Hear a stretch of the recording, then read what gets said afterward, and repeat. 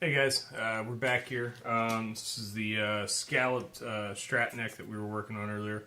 I've done a few things already. I've already come through and did a little bit of level and dress, but now I've gotten to the point where I need to recrown these. So I've flattened all these frets. Now I've got some black Sharpie marks on here. You see how the frets look a little black.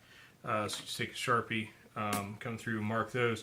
And what that'll do is it'll kind of create a line, essentially. So what we're going to do now is we take our cant file, which I spoke about earlier, and see it's got a ground flat edge on all the corners.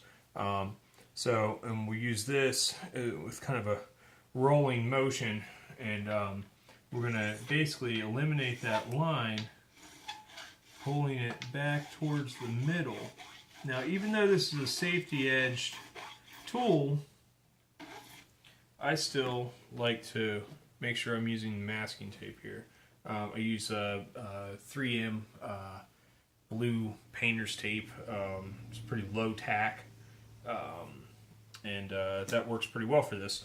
So as you can see here, the difference, I've got, this is the Sharpie mark initially, and then this is what's left after trying to bring it back. Now what we're looking for is we're trying to tighten up that line, and what that becomes is that's the middle of the fret. And the finer and tighter that line is, the more precise your intonation will be.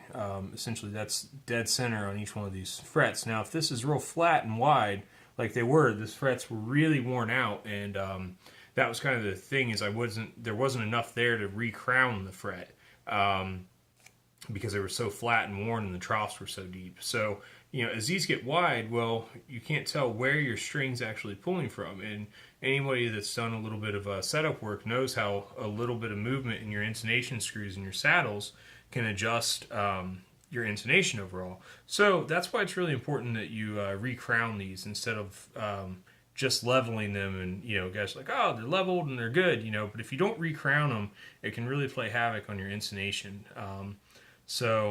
Not only in your action and fret buzz, that's really what the leveling kind of corrects, but your intonation is important for the recrown.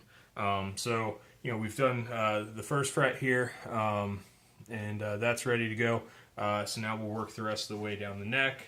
And again, very light pressure. You don't want to go too far, too fast. And put yourself back into square one, essentially. You need to replace work you just got done doing. So take your time here. You know, a little bit goes a long way here.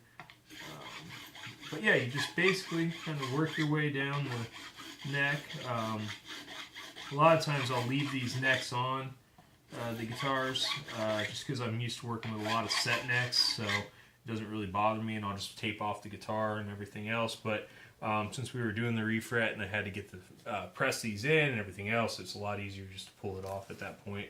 And then this guitar is going to get a full setup. But yeah, basically you're just kind of, you know, working your way down here, trying to get these frets nice and tight. So kind of show you another little shot there of, you know, nice thin black line right in the middle of the fret, and that's what you're really going for there. And then, you know, once we've done this, I use these little abrasive wheels. I've got a couple of different grits and a Dremel tool, and also a polishing cloth as well. Like the final stage that I go through is actually just a little buffing wheel with some compound. And after this is all done, I will come back, and there's about 4 different stages of those that I'll go through to kind of bring these up to a shine. At which point then the fretwork will be done. I can put the neck back on the guitar and start working on my setup. So yeah, some tips and tricks there, and thanks again for following along and watching the videos, and I'll catch you guys next time.